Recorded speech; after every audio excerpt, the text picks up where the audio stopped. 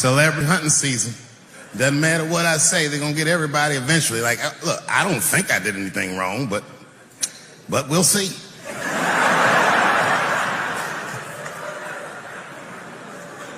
They even got poor Kevin Hart. Can you imagine such a thing? Kevin Hart, let me tell you something. It was Kevin Hart's dream to host the Oscars. That's what he told me. And I remember when he told me, because I was thinking to myself, well, that's an awfully strange dream for an African American. Kind of nigga dreams of hosting the Oscars. Kevin did, that's who.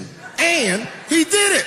Against all the odds, Kevin became the most famous comedian this world has ever seen, and he got the job that only one black man before him had. He was going to host the 80th Oscars. And I don't know what you know about Kevin, but I know Kevin Hart is damn near perfect. As close to perfect as anybody I've ever seen. In fact, 4 tweets shy of being perfect.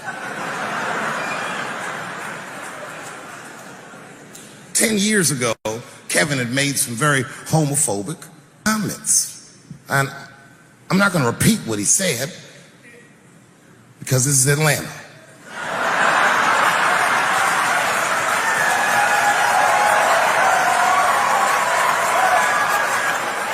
You know what I mean. I'm sure there's a lot of gay men here tonight with their wives.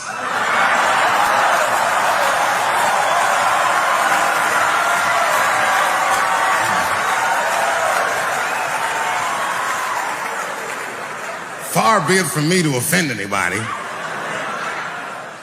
All right, I'll tell you what he said. But just remember, these were not my words. These were Kevin's words. And it was a long time ago. And I'm paraphrasing because I'm not good at telling other people's jokes. Okay, Kevin said that if his little son was demonstrating or exhibiting homosexual behavior around the house, that he'd chastise him. He'd say, hey, that's gay. And then he said he would smash a dollhouse. Ooh, the gay community was furious. And I don't blame them. I got a lot of gay friends. And all of them, 100% of them, all have told me fucking horror stories about the shit they had to go through just to be themselves. Crazy, crazy stories. And in all those stories, I gotta say, not one of them has ever mentioned anything like their father smashing a fucking dollhouse over their head. Because clearly Kevin was joking. Think about it. You would have to buy this nigga a dollhouse to break it over his head in the first place. Does that sound right? Is anybody gonna do that? The gay community was upset, and then they put so much pressure on the Academy of Motion Pictures and Sciences that they went to Kevin and said, if you don't apologize to that community, then you cannot host these Oscars. And then Kevin said, fuck it, I quit.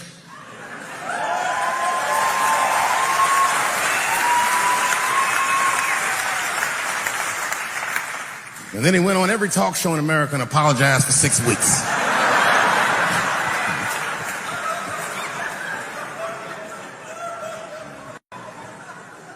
Kevin fucked up, because I've made the same mistake early in my career. This is many years ago, 15 years ago. It's when I was doing Chappelle's show. There's a, thank you.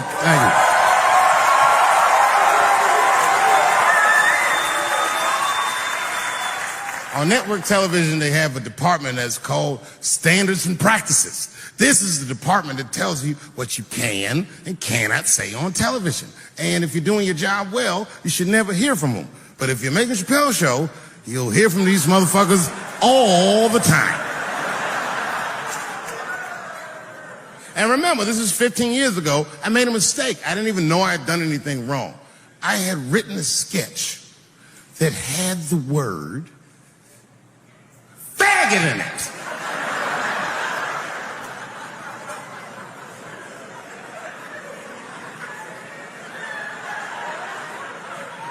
So I had to go to Standards and Practices. They call me up. I don't know why they're calling me, but I like the lady that runs the department. She's usually really fair and was one of my favorite people I've ever worked with. So she sits me down. We have a nice conversation. She tells me, oh, the sketches are great. I go, oh, fantastic. Well, then why am I here? She said, because David, there's no way that you can ever say the word faggot. Oh, I didn't know I did anything wrong. I didn't try to defend myself. I said, all right, fuck it, I'll take it out. Have a good afternoon. And as I was leaving, it occurred to me, hey, Renee, quick question. It's just a question. Seriously, I want to know, like, why is it that I can say the word nigger with impunity?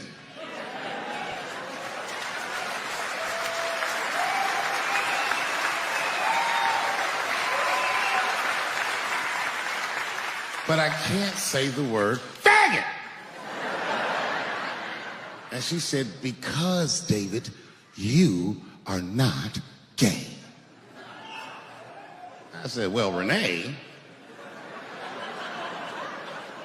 I'm not a nigger either.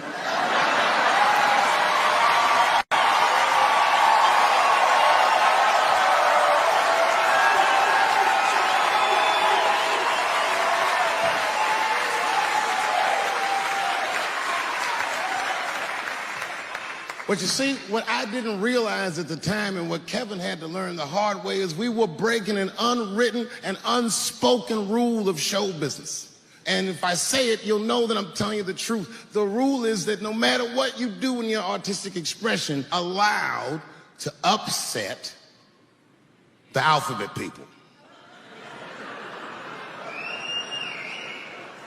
You know who I mean.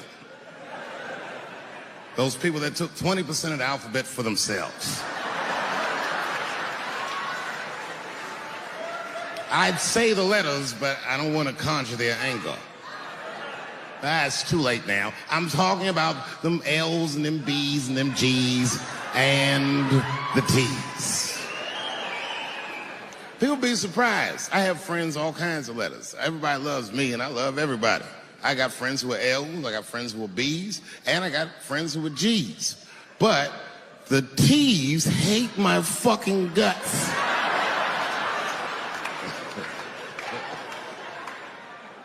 And I don't blame them.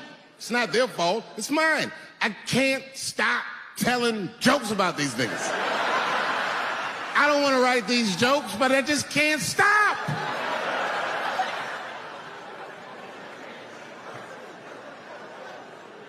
You know, you hear all those letters together all the time, LBGT, LBGT, and you think it's just one big movement. It's not.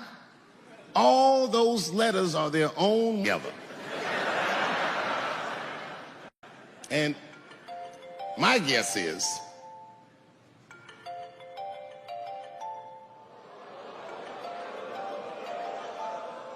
what is this, high school? This nigga probably got a babysitter or something. Go on and answer your phone, nigga. Just get that shit out of here. I'm in the middle of something important.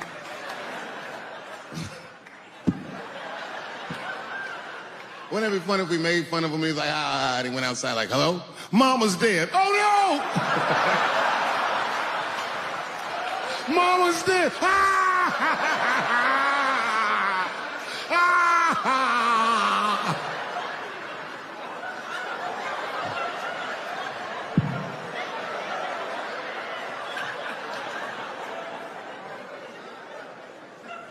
That was a weird time phone call, wasn't it?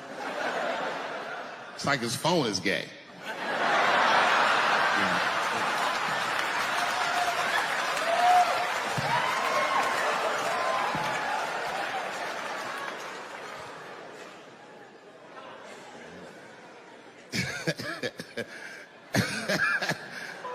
Like I was saying, my guess is car. That makes sense to me, because there's white men in the G's. And these people are trying to get around discrimination and oppression. And you know how white dudes are. We know these roads. In fact, we built these roads. The rest of you buckle up. We'll get you to where you want to go. So the G's are just driving the car. Of course, next to the G's in the passenger seat is the L's. Everybody likes the L's, except for the G's. I don't know what that's about. I just know the G's don't like them that much.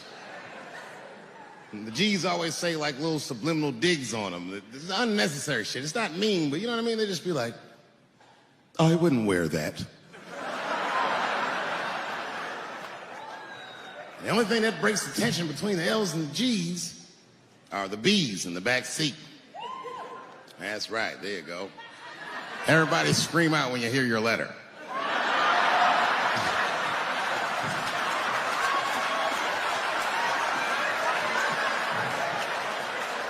If it's one thing that the L's and the G's agree on, is that the B's are fucking gross.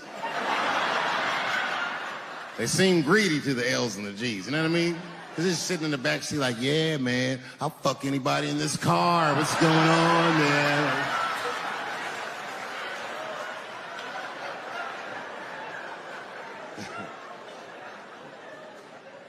And sitting next to the B's, all the way in the back seat by themselves, looking out the window.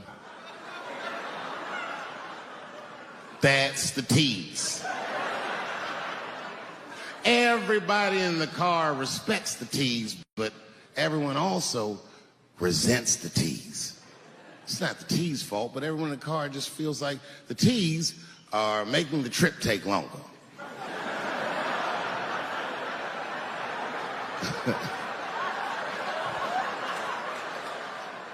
Anything the T's say gets on everybody's nerves. And then the T's don't even say anything bad. They just be in the back talking to themselves.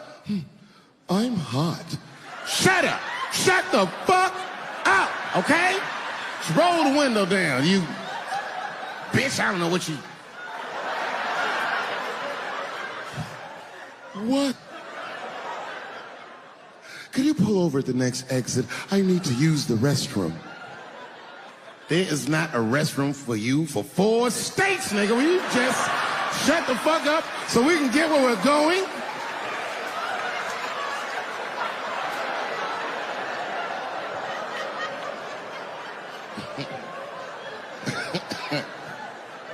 And just when that car can't get any more tense, the Q's are a hitchhiker that they pick up on the road.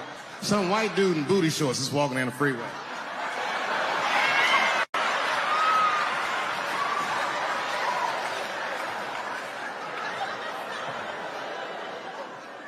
G's see him. That guy might be one of us.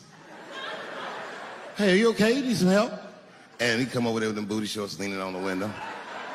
Hey, what's going on, fellas? Lady. Whatever pronoun makes you feel comfortable in the back.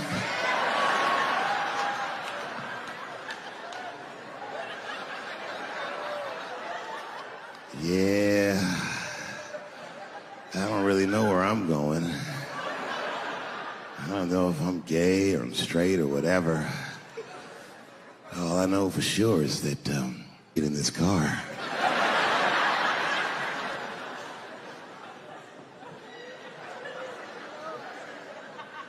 And they make him get in and sit in between the B's and the T's. I feel bad for T's, but they're so confusing. And it's not all my fault. I feel like they need to take some responsibility for my jokes. Because I didn't come up with this idea on my own. This idea that a person can be born in the wrong body. But they have to admit, that's a fucking hilarious predicament. It's really fucking funny. If it happened to me, you'd laugh, wouldn't you? That wouldn't be funny if it happened to me? I think it would be. What if it did? What if I was Chinese, but born in this nigga body? That's not funny. And for the rest of my life, I had to go around making that face. Hey, everybody, I'm Chinese. And everyone get mad. Stop making that face. That's offensive. What? This is how I feel inside.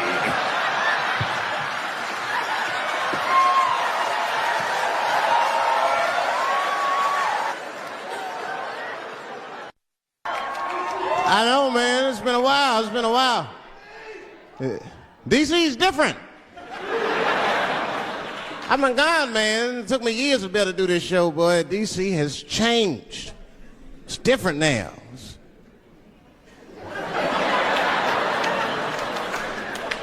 There's a lot of white people walking around, isn't there?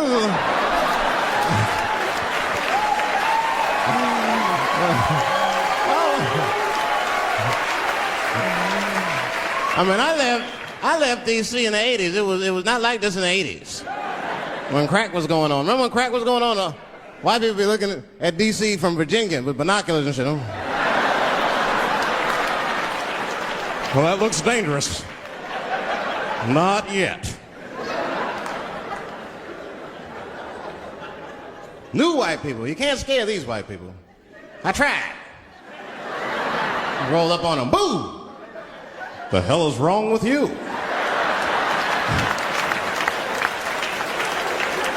Those days are over. I'm glad that, I mean, that's when that white friend comes in handy. Uh-oh, Ernie, you want to get this one? Come on now, come on now. Do something. So black people are very afraid of the police. That is a big part of our culture. No matter how rich you are, how old you are. We're just afraid of them. We got every reason to be afraid of them. You know what I mean? Like, you a white lady, ever been pulled over before? You know, and then what they say, let me see your driver's license and your registration, right? See, I'm just guessing. That's not what they say to us. Well, you wouldn't believe what they say to us. Spread your cheeks and lift your sack. Like, what the fuck? Excuse me? You heard me. Spread open your cheeks and lift your sack. I got a driver's license, too. There's easier ways to prove who I am and shit. What does that prove? I can't go to the bank like that. Cash my check. What do you mean you don't have any ID? Wait a minute.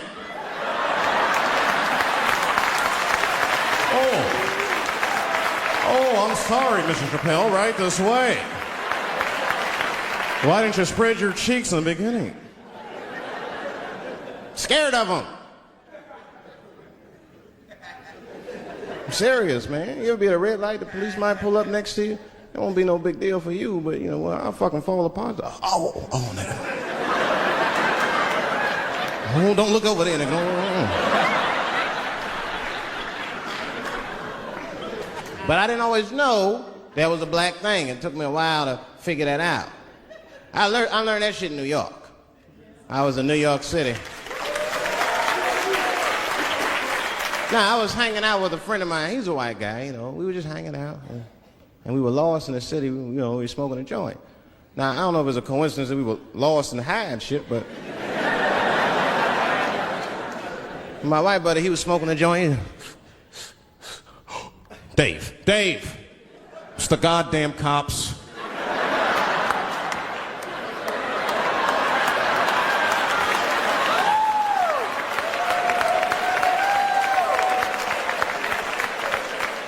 I'm gonna ask him for directions. I said, Chip, no! Chip, don't do it! It was too late. He was walking over there, this man was high as shit. Excuse me, sir. Touching him and shit. Excuse me. Need some information. Start confessing things he shouldn't confess. I'm a little high. All I want to know, which way is 3rd Street? The cop was like, hey, take it easy. You're on 3rd Street. You better be careful. Go ahead, move it. Move it. And that's all that happened. That's the end of the story. Now, I know that's not amazing to some of you, but you ask one of these black fellas, that shit is fucking incredible, isn't it? I'm saying a black man would never dream of talking to the police high. That's a waste of weed.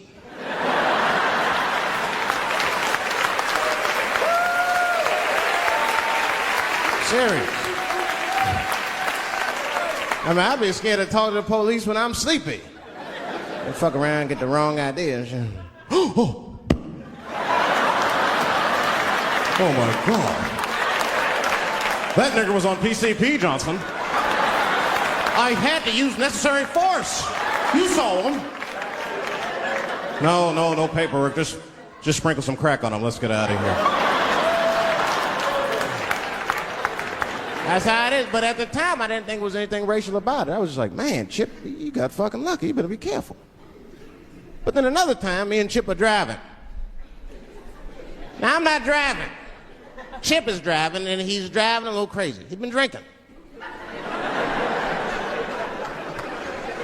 Now, I don't like to let my friends drive drunk, but, you know, I was smoking a joint. I couldn't really say shit to the guy.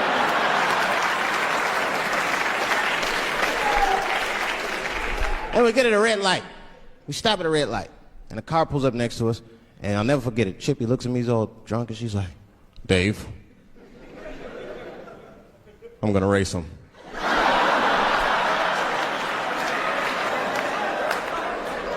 I knew it was a bad idea, but I was high. I tried to explain to him it was a bad idea, but all that came out was, well, nigga, sometimes you gotta race, I don't know.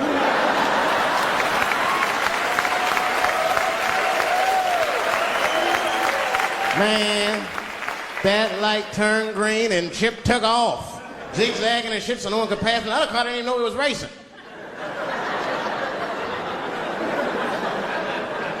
Then the police seen us and pulled us over. Now you understand, I'm scared as shit. I mean, come on, the car smells like weed. I've been speeding, this man is fucking drunk. I was scared. Chip was not scared at all. It was weird. He didn't even turn his radio down. Isn't that weird a little bit? I mean, if you get pulled over, wouldn't you turn your radio down? Nobody want to get their ass beat to a soundtrack and shit. You know what I'm saying? Chip had the music blasting. We're not gonna take it.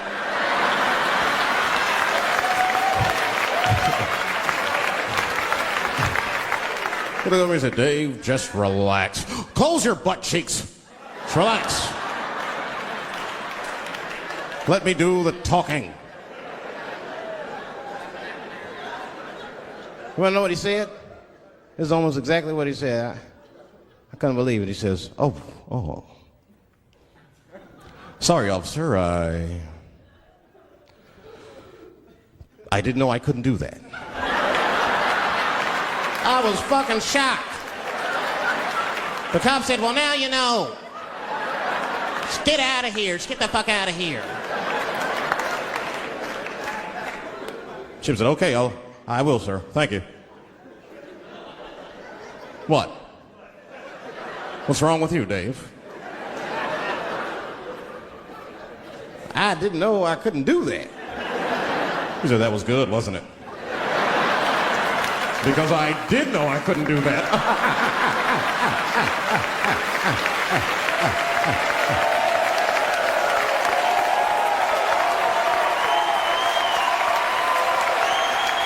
I was shocked. I wasn't shocked at the audacity of it. I was just shocked because I would have never thought to say that. I don't think any black dude would think to say that because they know we know the law. Every black dude in this room is a qualified paralegal and shit. He knows the law. I mean, if one of us even start to do something wrong, an old black man will pop out of nowhere. Nigga, don't do that. That's 5 to 10. Watch out. Well, we know the laws and the penalties. Guy Chip didn't even know he couldn't race. I'm not saying I don't like police. I'm not saying that. I'm saying I'm just scared of them. Nothing wrong with that. Sometimes we want to call them too. Somebody broke into my house once. It's a good time to call them, but I don't. The house is too nice. It ain't a real nice house, but they never believe I lived it. Oh, he's still here. Oh my God.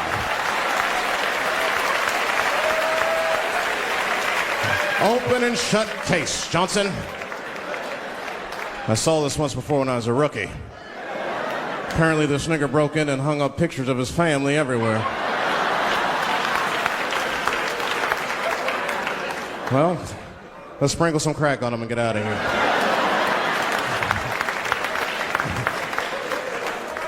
Oh, you know, that's that whole brutality thing.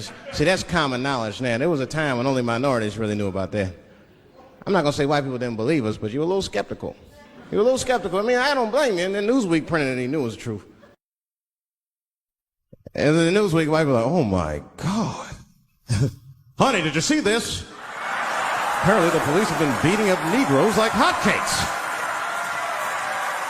It's in the May issue.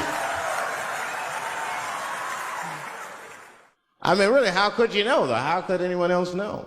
You know. I mean, maybe you should have seen something a little suspicious. Don't you think it was like a little suspicious? Just a little suspicious? Every dead black person the police find has crack sprinkled on them. I mean, come on, man. Come on, man. Who gets shot and sprinkles crack on themselves? Nobody would do that. Bam! Oh!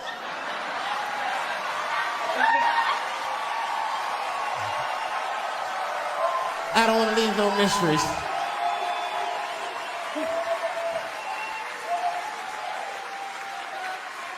But I'm a paranoid guy, you know, that's how I am.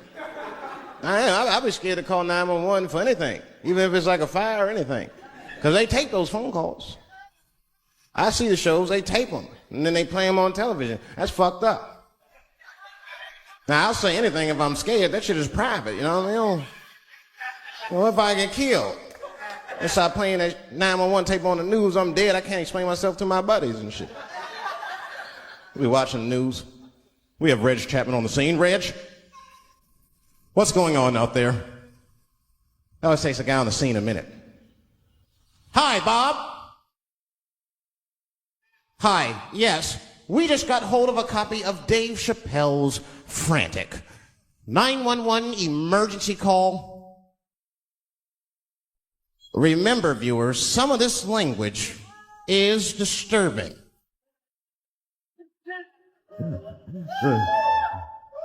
Hello, emergency. Help! Help, motherfucker, they're coming to get me! Just calm down, sir, where are you? I shit on myself. I can't stop crying. They play that shit 30, 40 times a day. All my buddies will be at my funeral looking at me. You know, Dave shit on himself right before Dave. I saw it on the news. Died crying like a bitch.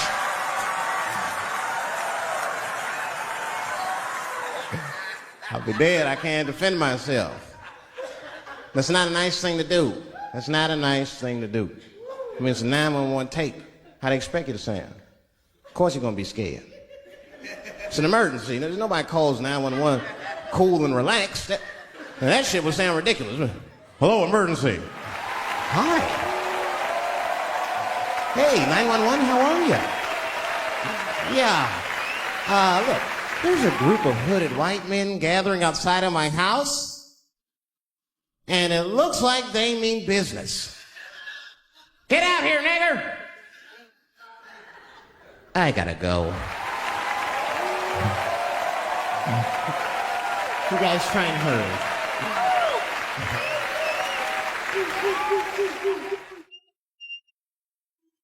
It's too much pressure. That's my problem. I can't handle pressure. Sometimes pressure make me talk different. I'm serious. You ever have like that social pressure? You ever talk to somebody who's fake and they make you fake? Like that kind of deal, like, hey, how you doing? You're like, fine, how are you? And you're like, I don't even talk like that. I get sick of that shit. I do. It just makes me sick. Sometimes I'll talk crazy just to make myself feel better. You ever do that? Just start talking like crazy. Have you ever heard his voice? Man. That's how bad guys used to talk in the 40s. In the old days. See, I talk like that. Not all the time, but if somebody put the pressure on me, fuck it, I gotta cut loose. Like the police pull me over, I'll talk crazy. Son. Do you know why we pulled you over? Nah, because I'm black, see? That's right. Nah. I'll do it. It's not illegal to talk like that. How do they know I don't talk like that every day? Stop talking like that. Stop talking like white copper. Nah. That's how I talk, see?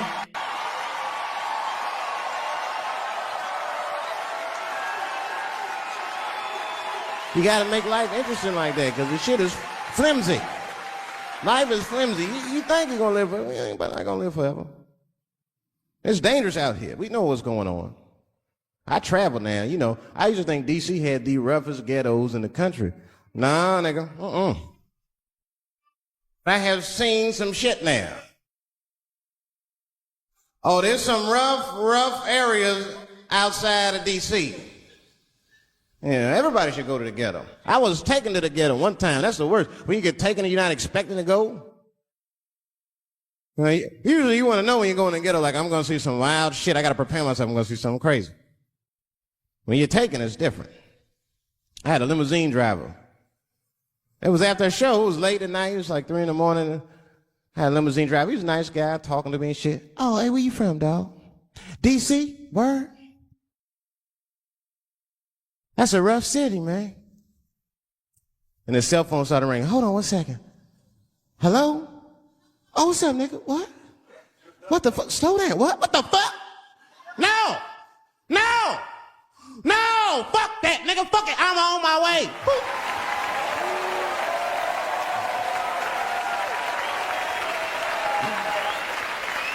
Hey. I gotta make a stop real quick. At 3 o'clock in the morning. I didn't know he was taking me to the ghetto at first. I started looking out the window. I was like, what the fuck? Gun store, liquor store, gun store. Where the fuck are you taking me? This don't look good. He didn't say shit.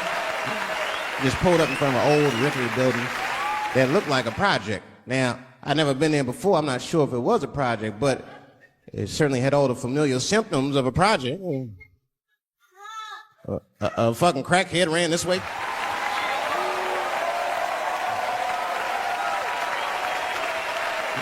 And then another one jumped out of a tree and shit. The driver said, I'll be right back. And left me. Took the keys with him and just left me. At 3 o'clock in the morning, in front of a project, in a fucking limousine. This was not good. I was like, man, I gotta look around and see if I can see some landmarks and figure out where I'm at. Might have to escape on foot. Now, this is when I knew I was in a bad neighborhood. You only see this in the worst neighborhoods. Remember, it's 3 o'clock in the morning. It's 3 o'clock in the morning. I look out the window. It was a fucking baby standing on a corner. Look at this. And the baby didn't even look scared. He was just standing there.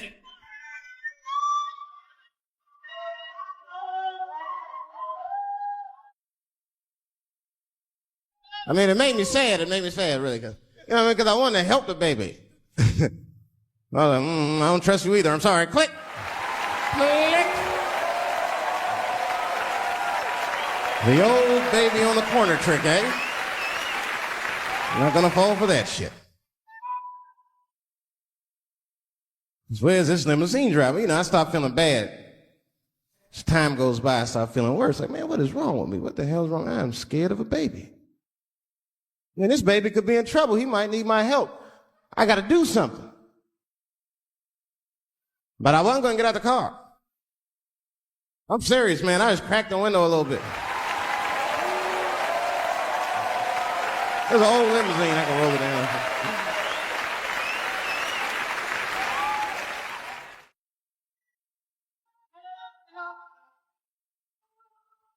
Hey, baby. Baby, go home, man. It's 3 o'clock in the morning. What the fuck are you doing up? The baby said, I'm selling weed, nigga. I said, oh, shit.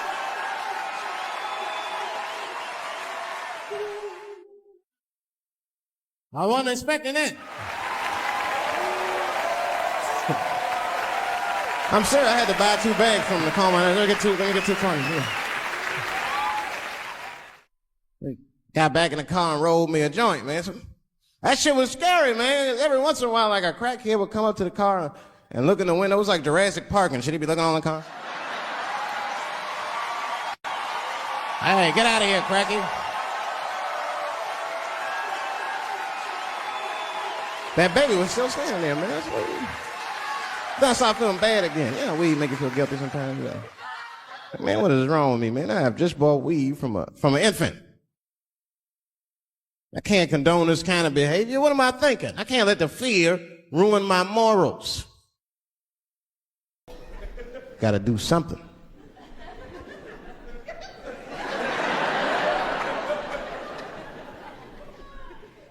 Hey, baby. Stop selling weed, all right? You got your whole life ahead of you. He said, fuck you, nigga, I got kids to feed. I said, God damn.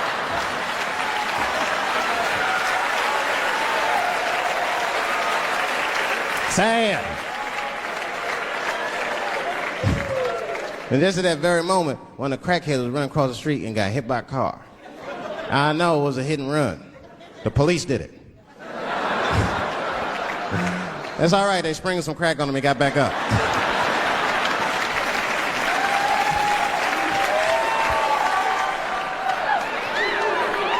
Yeah, I'll be seeing that kind of shit, man. It's what it is. They use the TV to program us from a young age. You ever watch like a cartoon that you used to watch when you were little as an adult? That shit is wild shit. It's some wild shit. I mean, like I was with my nephew. We sitting there, we watching Pepe Le Pew, and I say to my nephew, I say, now pay attention to this guy because he's funny. I used to watch him when I was little. And then we watched Pepe Le Pew, but I'm old now. I'm looking like, good God, what kind of fucking rapist is this guy? Like, take it easy, Pepe. My nephew was sitting there cracking up. Hee. See, sometimes you gotta take the pussy like Pepe. Like, no.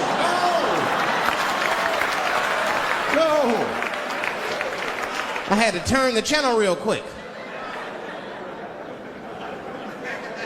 I turned on Sesame Street. I said, oh, whew, Sesame Street. This is much better because now he'll learn how to count and spell. But now I'm watching it as an adult and I realize Sesame Street teaches kids other things. It teaches kids how to judge people and label people. That's right. They got a character on there named Oscar. They treat this guy like shit the entire show. They judge him right in his face. Oscar, you are so mean. Isn't it, kids? Yeah, Oscar. You're a grouch. It's like, bitch, I live in a fucking trash can.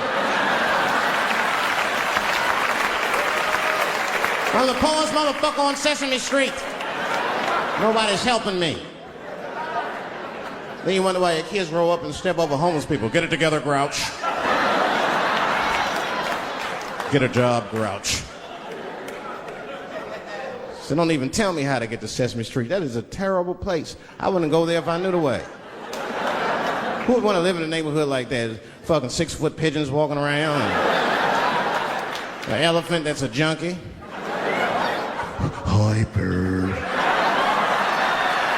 Yeah, that's right, Snuffy. Hi, bird, I'm sick. I need some smack, bird.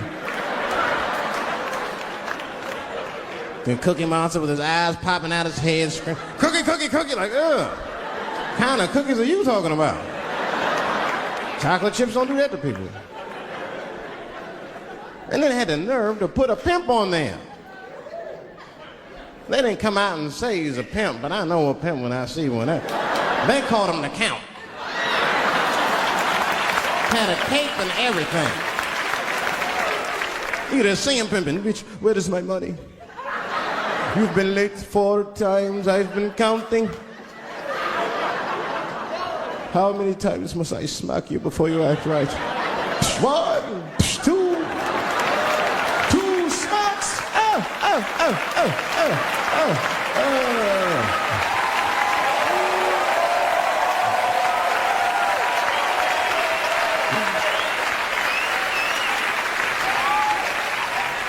That's the thing, there's so much stuff to worry about. You know, the more you know, the more you don't know and shit. You know, like a lot of people be telling me, Dave, you know, you just gotta relax. The racism thing be bugging you too much. I be thinking about it. Sometimes shit'll happen. You know, a lot of black people can relate to this. Have you ever had something happen that was so racist that you didn't even get mad? You were just like, God damn, that was racist. I mean, it was so blatant, you were just like, wow. Like, almost like it didn't even happen to you. It was like a fucking movie. That was like you was watching Mississippi Burning. Wow. That happened to me. I was in Mississippi. I was in Mississippi doing a show, and I go to the restaurant to order some food, and I say to the guy, I say, I would like to have, and before I even finish my sentence, he says, the chicken. I said, what the fuck? I could not believe it. Could not believe that shit. This man was absolutely right. I said, how did he know that I was gonna get some chicken? I asked him, I said, how you know that? How did you know I was gonna get some chicken? He looked at me like I was crazy. Come on, buddy. Come on, buddy. Now, everybody knew as soon as you walked through the goddamn door, you're gonna get some chicken. There's no secret down here that blacks and chickens are quite fond of one another. And then I finally understood what he was saying, and I got upset. I wasn't even mad. I was just upset. I wasn't ready to hear that shit. All these years, I thought I liked chicken because it was delicious. Turns out I'm genetically predisposed to liking chicken. I said, why?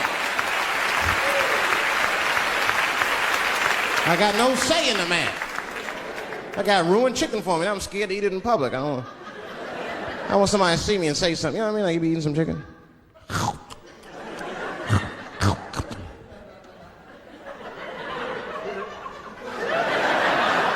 Look at him.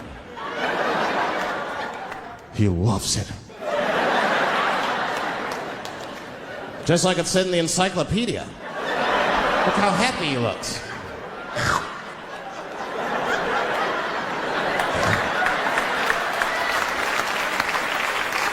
Sometimes this world be too much to deal with. That show business be crazy. That's where the cultures really collide. Show business bring a lot of races together. Sometimes it works, sometimes it don't. This is one thing that happens that's funny. You know, sometimes I'll be on a business call, right? You know, like with a lawyer or something. You know, my lawyers be white, and like we'll be on a call, right? And they'll be like, "Oh, okay, Dave, we're gonna close the deal. Is that fine with you?" I'll be like, "Yeah, that's good for me." Great. You have a good weekend, Dave. I'll be like, "All right, you too, man. Peace." Oh, all right, bye-bye.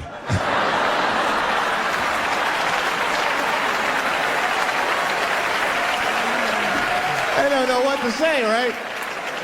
So sometimes I'll make up shit that's not even slang, just to see how they handle it and shit. It'll be the same business go, "All right, we're gonna close the deal. Is that fine with you, Dave?" "Yeah, sounds good to me." "Great. You have a good weekend, Dave." "All right, buddy. Zip it up and zip it out." Oh. All right. Zippity-doo-dah. Bye-bye.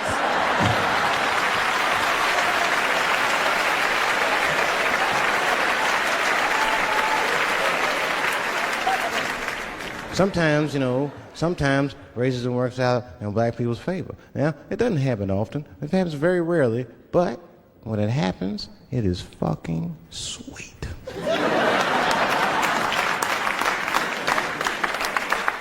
I'm serious.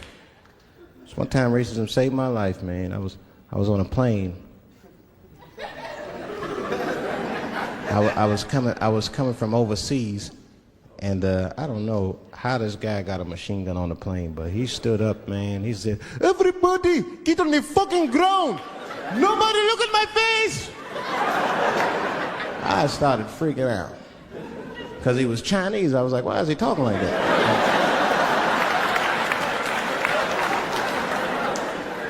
He was screaming and crying. I was the only brother on the plane. Well, I thought I was the only brother. I looked over. There was one other black dude. He was from Nigeria. I looked over at him. He was looking right in my face, man. He didn't say two words to me. He just looked at me. He was like...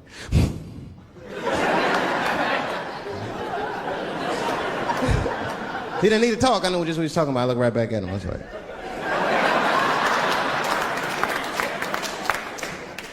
Some white dudes on the front of the plane seen us. They were like, "Oh my God. I think those black guys are gonna try to save us."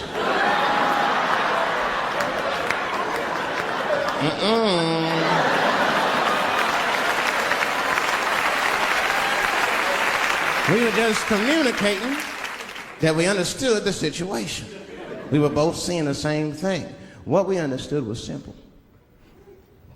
Terrorists don't take black hostages. That's the truth. I have yet to see one of us on the news reading a hostage letter and shit. They is treating us good. We all chilling and shit. I'd like to give a shout out to Ray Ray and Big Steve and Central Newport.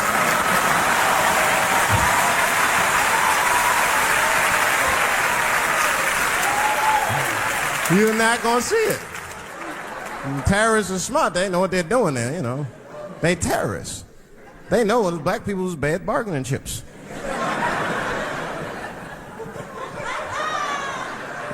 They called the White House and said, hello?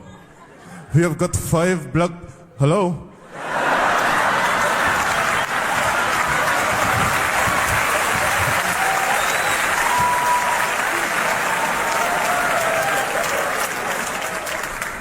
You'd be back in D.C. You know, I was thinking, man, this is an election year. I'm gonna ask you, you're a white guy, do you know who you're voting for yet? Don't know, do you? Now, you see that? You see what just happened here? Let me tell you something. That is a cultural thing. He knows who he's gonna vote for. He's just not gonna tell me. See? I've noticed that. That is a cultural thing. White people do not like to talk about their political affiliations. It's a secret. You ever ask a white guy who's voting for you? Hey, Bob, who are you going to vote for? Dave, whoa. Take it easy now. Take it easy. So anyway, I was fucking my wife in her ass, right? And I mean, it was something else. Yeah, but who are you voting for? Dave, come on with the voting. I'm trying to tell you about fucking my wife. You're asking me all these personal questions. They don't like to divulge that information because it matters to them. Black people talk about that shit. Black people will openly talk about politics. Black people will openly talk about beating up politicians and shit. If I see George Bush, I'll kick his motherfucking ass for cutting my Medicaid. They always say it. Black people just say it. But there's a reason for that. It matters more for them. It matters more. Black people see, even when I vote, right, which I don't, but even when I think about who I would vote for, right, I don't even look at their political policies. I just look at their character. You know what I'm saying now? You gotta read, no, I'm serious. You gotta read between the lines. Like, you know, you look at Clinton, and black people like Clinton, because we've seen him on the campaign. I saw one thing on the campaign trail. He actually just picked a black baby up and kissed him. Come here, you little nigger baby. Mwah, just kiss him. I said, I like that. He did not hesitate or nothing. You see George Bush Jr., he be there, ugh.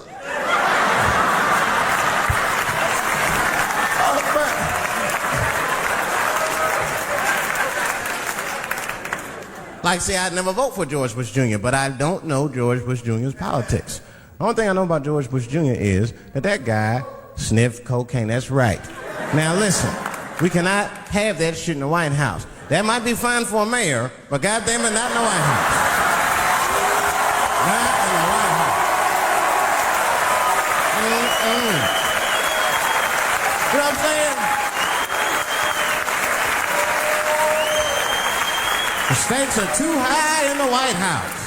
You can't have no cokehead president. He be selling nuclear secrets for $20, $30 and shit.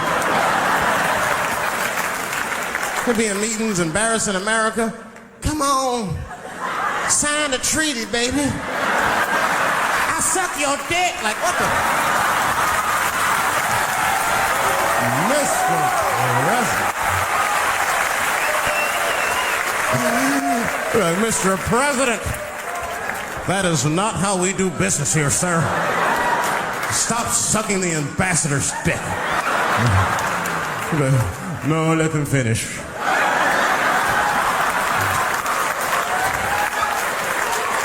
I will sign the treaty. There will be peace in Israel finally. I'd vote for Clinton again if I could. At least it's always been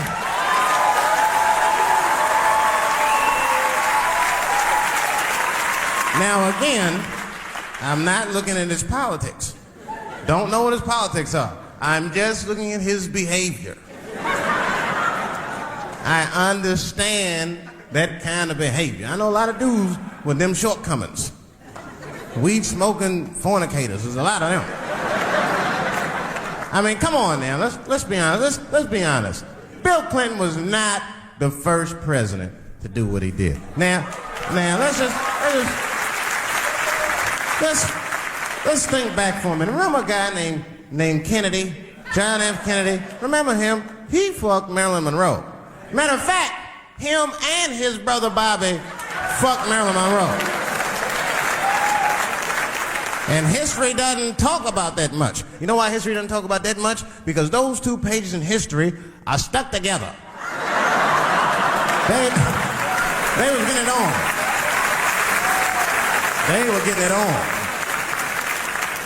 I seen the tapes. Remember the tapes she'd be singing on there? She'd just party, stressing them out. Happy birthday, Mr. President. Bitch, my family's here.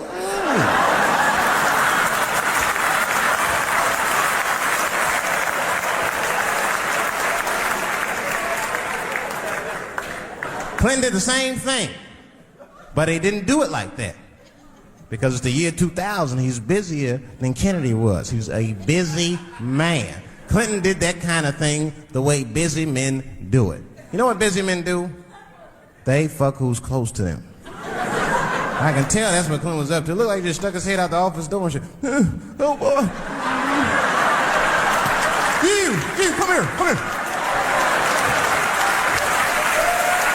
I made my penis suck for my 3:30, come on.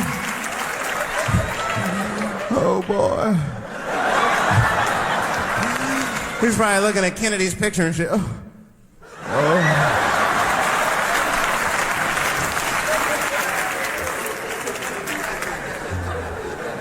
And then to top it off, he lied, which I thought that was special.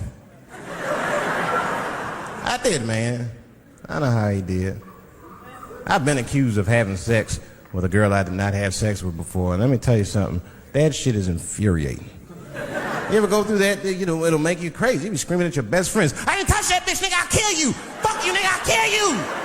Please believe me. Please believe me.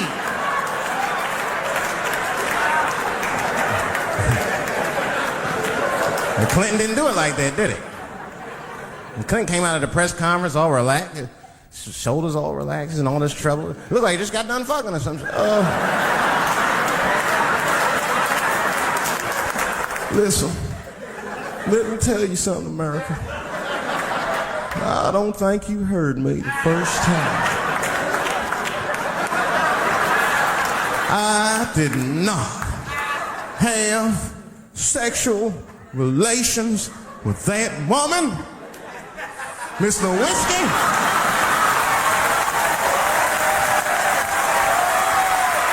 No, he didn't. No, he didn't.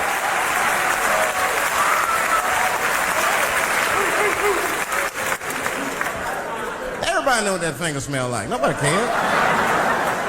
Nobody cared. We all watched.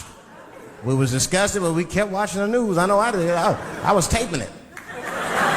See, I'd be at the crib like, baby, turn the lights off. The news is coming on. Every week on 60 Minutes was a different girl accusing Clinton. Remember Kathleen Willey came out? She was upset. The president called me into his office. He began massaging my breast slowly. I'm sorry.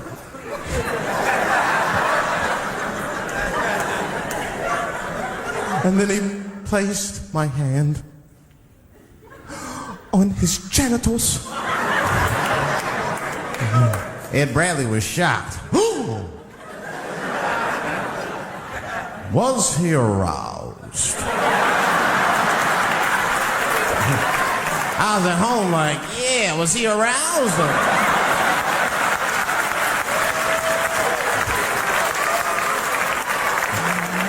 And then Ed Bradley looked right in the camera. He said, don't bust that nut yet. We'll be right back.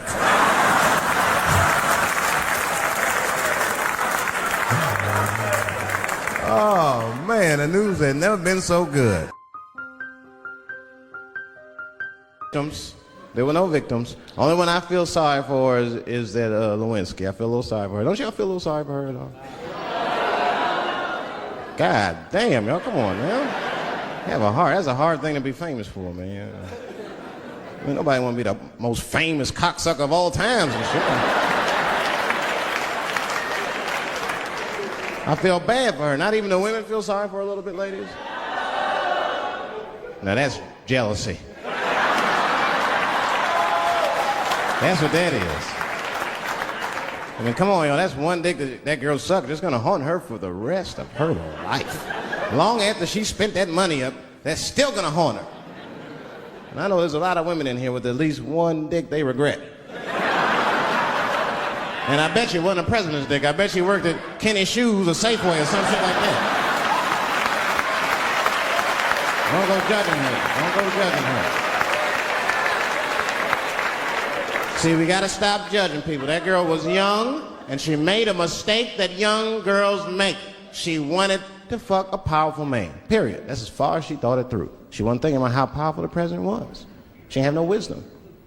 An older woman would have helped everybody. An older woman would have been in there, you know, you should lower taxes. You know what I'm saying? The older one would have sucked us into utopia. The last thing I'm going to say about it is this, that he is a famous man. I have dreamt of being famous, but I never dreamt of being that famous. I never understood how famous a president was, but imagine if somebody could suck your dick and then they're famous. You understand what I'm saying? That's crazy. That's crazy. I mean, no guy ever thought of that. There's nobody with a pickup line that good and shit. They suck my dick, there's a future in it. What? Oh, that's it now. Get out there and be somebody. Go write a book. You're a qualified author now. Go write a book. I said, I'm in the wrong business. I should be the president.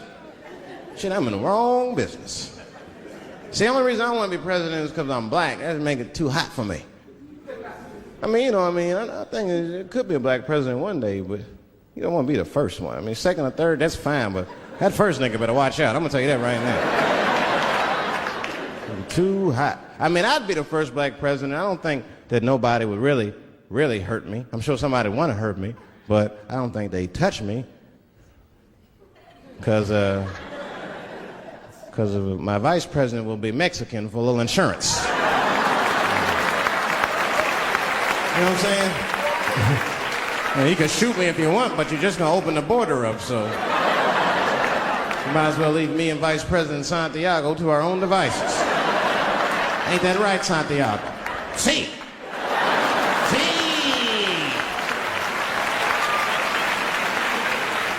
Elian can stay. Don't worry, I don't got no Elian jokes. All I'll say about Elian is thank God he's Cuban. Because if he was Haitian, you'd have never heard about his ass.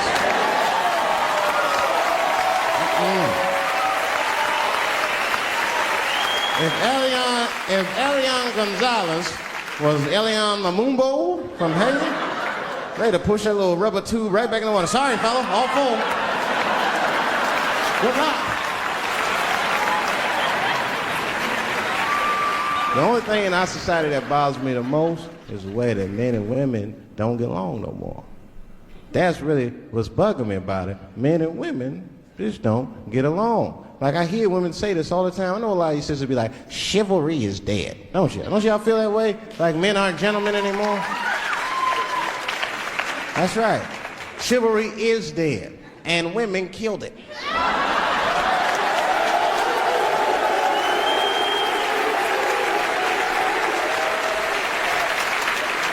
There's a fundamental difference in the way we're going to see things. We're not going to see eye to eye on this issue.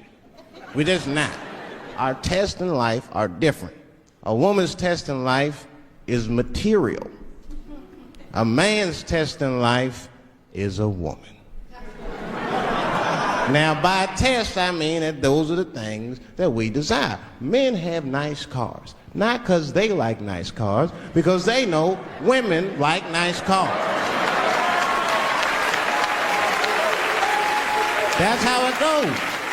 Because men are hunters, and the car is the bait. And a woman comes and says, ooh, nice Porsche. Gotcha, bitch.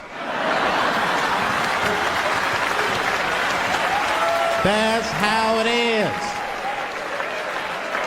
That's true. Come on now, you go to a woman's house, her house be comfortable as shit. Women love comfortable surroundings, so men get comfortable surroundings. But let me tell you something. If a man could fuck a woman in a cardboard box, he wouldn't buy a house. But that's still not where chivalry got killed. Chivalry got killed by the feminist movement on the magazines that got women going crazy, because women got too much advice about men from other women. And they don't know what the fuck they're talking about.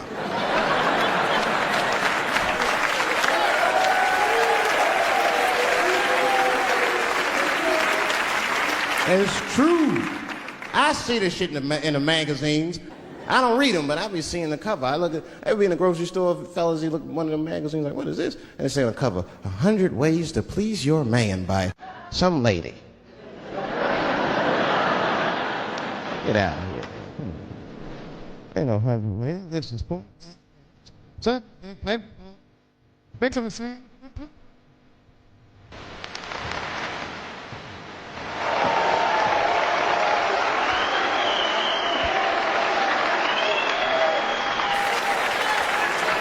And then the magazines trick the women. The magazines start picking at your self-esteem. Every page you turn, you start feeling fatter and uglier, and you feel like your clothes aren't good enough. And the magazines have you forgetting how fucking beautiful you are. And that's what happens. Now look what happens. And then you forget how beautiful you are, and we all suffer. If pussy was a stock, it would be plummeting right now because you flooded the market with it. You're giving it away too easy. I'm just being truthful. I'm just talking. It would plummet. You'd be watching the news today, pussy plummeted again on the NASDAQ. Gold is up 10 points. You can see it. You ever have this happen? This is how confusing it is. This is the practical application of what I'm talking about. Like a guy be out, it's happening to a lot of guys. You be out at a club, bar, right? He's kicking with your boys, and a girl walks by, and man, she looks good. She looks good. Not good in that classical way. I mean, you know, I'm talking good like she got half her ass hanging out her skirt. Her titties are all mashed together, popping out the top of her turtleneck and shit.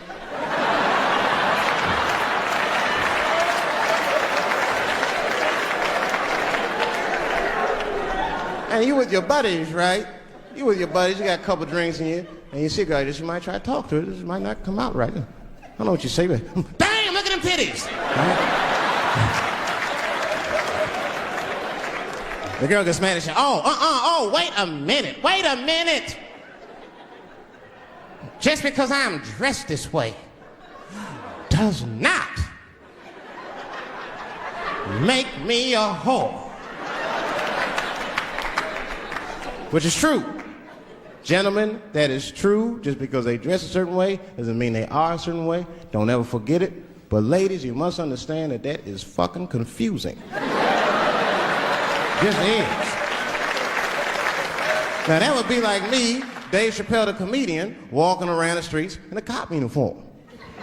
Somebody might run up on me. Oh, thank God. Officer, help us. Come on, they're over here. Help us. I'm gonna be like, oh, just because I'm dressed this way does not make me a police officer. You understand what I'm saying? It's like, all right, lady, fine. You are not a whore. But you are wearing a whore's uniform, I'll tell you that shit right now. Little misunderstandings can happen. And then men, we misunderstand women a lot. You know, we always undermine their feelings. You can't do that to them. You can't, because, see, feelings are, see how they clapping? Feelings are very important to women. They are all important. I'm just learning this shit. Everything's based on how they feel. You can hear when they tell stories. You ever hear a man tell a story, it'd be just facts. Who, what, when, where, why. It was me and Bob, we was at Safeway. Then that nigga Bob said this, then I punched that nigga, and then I broke out. That's the story.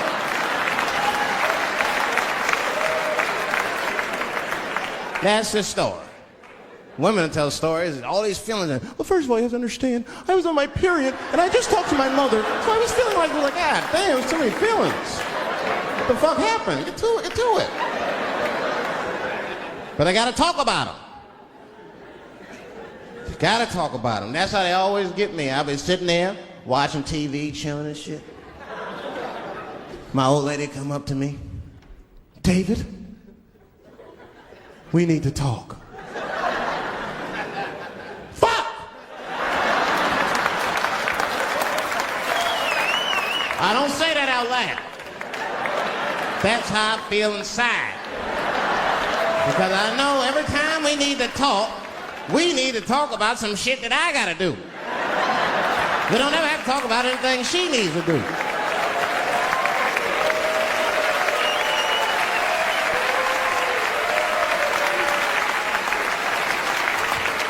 She leaves me defenseless. I have to do what I have to do. David, we need to talk. Nah. Don't do that to me, David. This is serious. Stop talking in that voice. No, see. I gotta do this, see. Ah, see.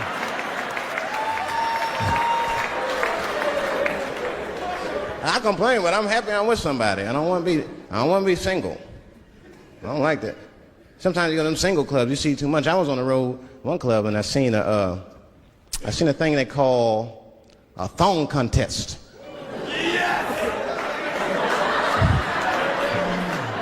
Yeah, I seen a thong contest. Yeah, it's some scandalous shit, all right. I couldn't get over that, man. Because the DJ, I was dancing with a girl, and the DJ said, Everybody that wants to be in the thong contest, please report to the DJ booth. the girl was like, excuse me. They put on that song, let me see some thong, thong, thong, thong, thong, thong. Them girls was going off. Some of them pulled their pants down, some of them pulled their skirts up, all of them just shaking their butt. Some of them didn't even have underwear on, they was just fucking shaking their butt. I mean, really, I was fucking disgusted. But I couldn't turn away.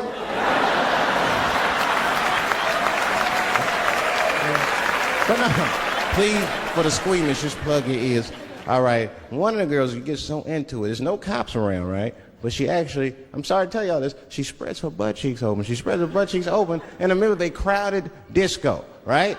I was disgusted because I was like 10 yards away from her. I was like, oh my God.